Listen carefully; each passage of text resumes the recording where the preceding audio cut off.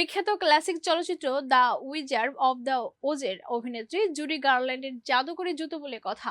1939 সালে জুডির পায়ের সেই লাল জুতো জোড়ার দাম 335 কোটি টাকা।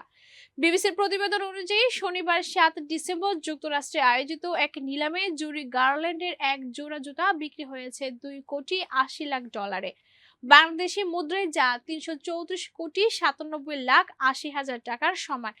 দ্য উইজার্ড অব দ্য ওজ চলচ্চিত্রটি ব্যবহৃত জুতোগুলোর মধ্যে যে 4 জোড়া এখনো টিকে আছে সেগুলোর একটি এটি। বিখ্যাত এই জুতো একবার মিনেসোটার একটি জাদুঘর থেকে চুরি হয়েছিল।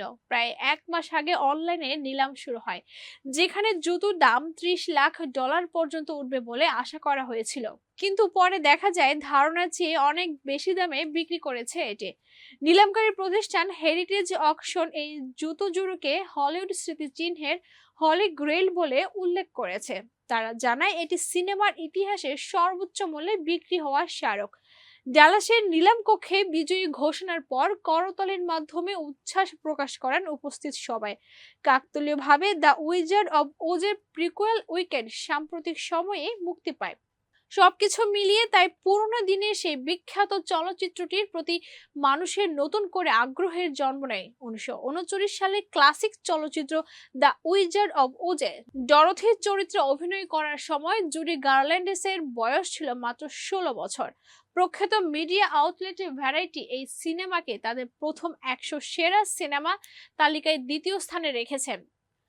1900 সালে ছোটদের জন্য লেখা ফ্রাঙ্ক বোমের বই দ্য ওয়ান্ডারফুল উইজার্ড অব ওজ অবলম্বনে নির্মিত হয় চলচ্চিত্রটি।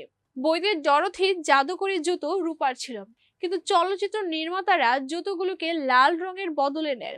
রুবির জুতো বা রুবি স্লিপার্স বলে পরিচয় করিয়ে দেওয়া হলেও মূলত এটি চুমকি খচিত। চলচ্চিত্রে বইয়ের মতো একটি বিশেষ মুহূর্ত আসে যখন ডরথি 3 বার তার পায়ের গোড়ালি ঠুকে বাড়ির মতো আর কিছু নেই বলতে বলতে জাদুর দেশ ওজ ছেড়ে ক্যানসাসে তার বাড়িতে ফিরে যায়। চলচ্চিত্রে জুডি গার্ল্যান্ড বেশ কয়েক জোড়া জুতো ব্যবহার করেছিলেন।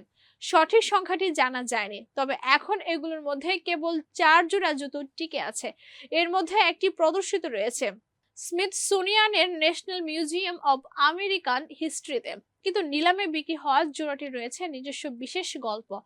সংগ্রাহক মাইকেল শো এই জুতা জোড়ো মিনেসোটার গ্র্যান্ড র্যাপিডসে অবস্থিত জুডি গার্ল্যান্ড মিউজিয়ামে ধার দিয়েছিলেন। সেখান থেকে 2005 সালে এটি চুরি হয়ে যায়। পেশাদার চোর টেরি জন মার্টিন হাতুড়ি দিয়ে কাচের বাক্স ভেঙে জুতো চুরি করেন।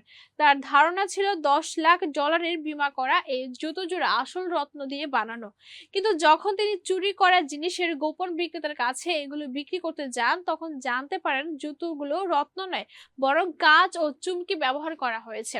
হতাশ হয়ে তিনি জুতো জোড়া অন্য একজনকে দিয়ে দেন। এরপর দীর্ঘ 13 বছরের কোনো খবর ছিল না। অবশেষে 2018 সালে এফবিআই একটি বিশেষ অভিযানে এই জুতা জোড়া উদ্ধার করে। 70-এর কোঠায় থাকা এবং হুইল চেয়ারে চলাচল করা টেরি জন মার্টিন 2023 সালে এই চুরির দায় স্বীকার করেন।